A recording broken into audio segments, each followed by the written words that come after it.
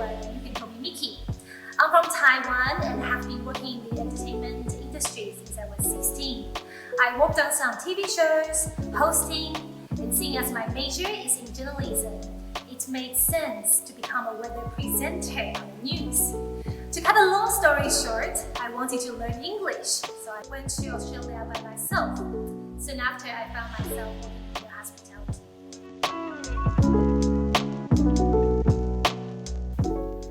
I learned everything from scratch, including roles as a waitress, barista, bartending, managing to learn the roles as a sommelier. And now I'm in Singapore as a wine educator, mainly teaching WSET Level 1 and 2 awards in wines. And now I'm also conducting lots of wine master classes and virtual events tasting.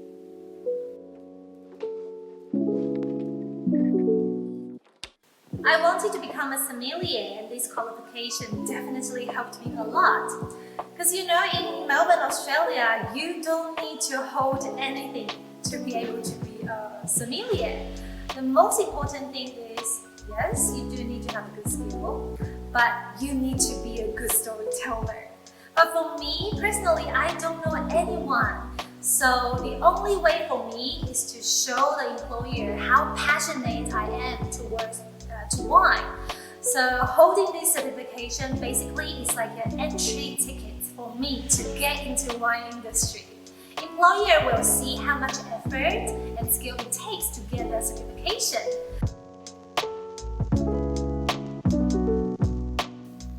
I didn't think of becoming one actually. It's my friend Gerald. He told me that, "Oh, Mickey, you are so passionate in wine and you are a people person.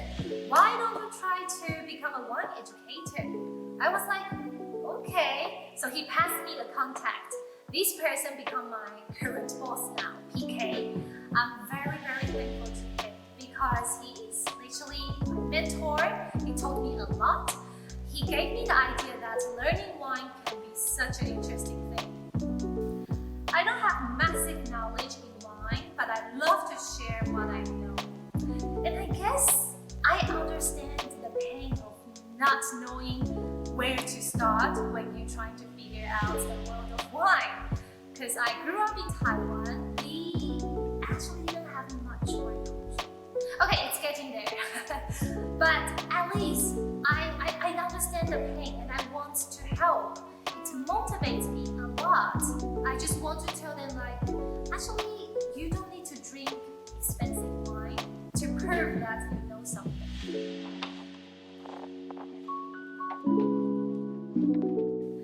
As Singapore is such an international country, having a lot of students coming from all over the world could be tricky.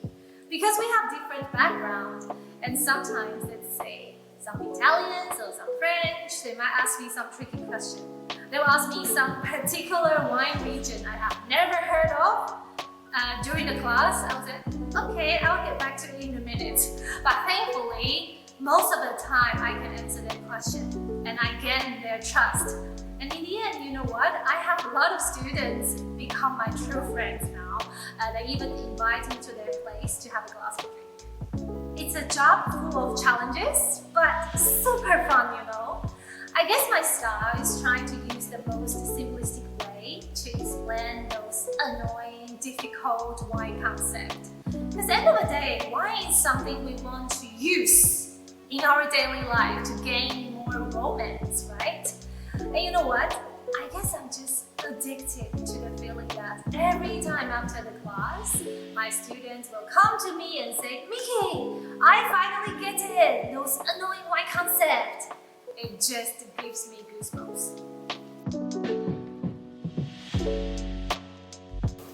Before I got into this job, I wanted to be a brand ambassador or a spokesperson for some company. I guess it's because it's related to the job I used to do as a TV host or weather presenter. Maybe still an option? At the same time, what I really want to do is to be a TV host for wine traveling show. I know a lot of people have done it, but maybe I can do it better. Finger crossed, after this pandemic, pandemic has finished, maybe somebody will hire me to work for them to travel all over the world. I want to use Asian expression to describe wine. That would be super fun, right? Alright, that's all for me. Once again, my name is Mickey Huang. Thanks for watching. See ya. Bye bye.